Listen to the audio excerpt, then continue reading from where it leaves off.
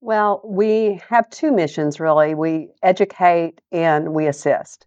And it's, kind of at times it's equal parts. It depends on funding and where we are on funding, how much we can assist, but we also, educate.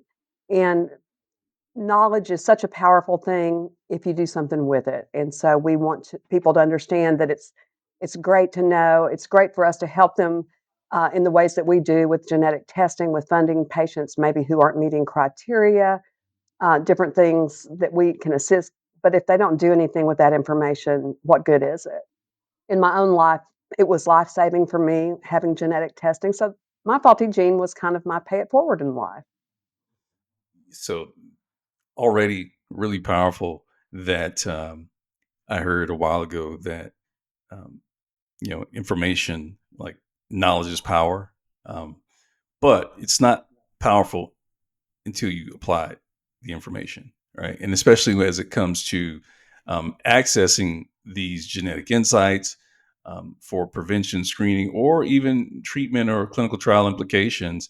It is both, and I appreciate you saying that to educate one, not only ourselves as people who can screen and get ahead of some of our disease processes, those who may need treatment, but also educate them how to partner with their doctor. So y- you were first diagnosed with breast cancer, but you declined genetic testing as they suggested to you. Tell us about that and how you kind of got from there to actually being tested.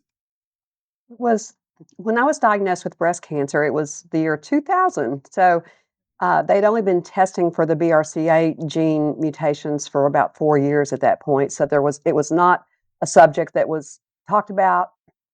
And when my oncologist suggested testing right after I was diagnosed, I just kind of looked at him like he had horns. You don't need my DNA. Why do you need my DNA?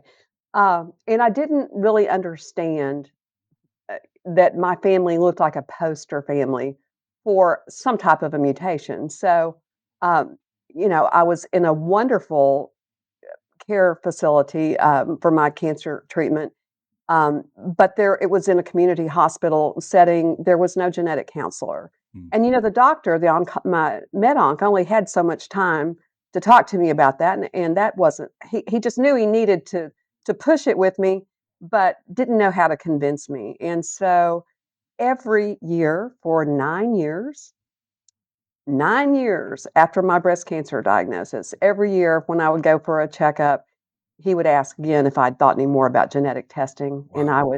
I would tell him, "No, but I will," but I didn't.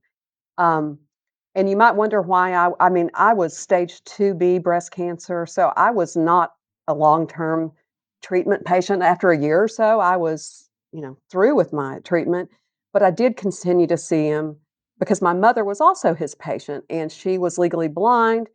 I took her to her appointments, so I was always in front of him, so I couldn't get out of not going for my own checkups.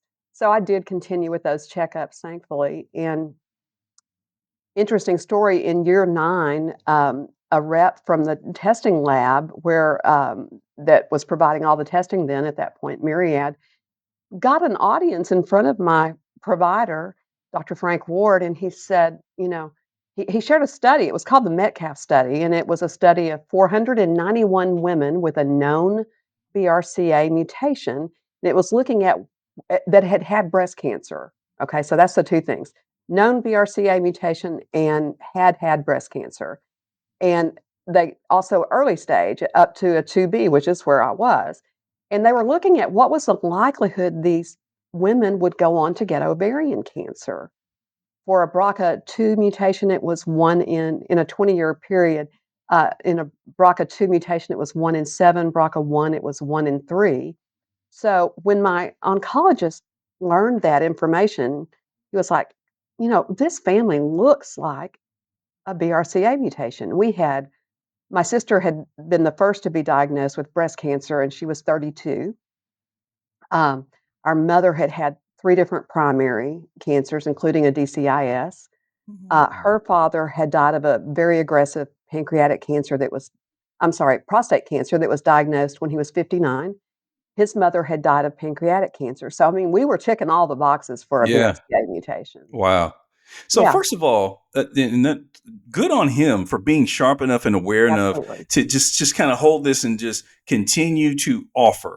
I think Yes. that's powerful. That's good.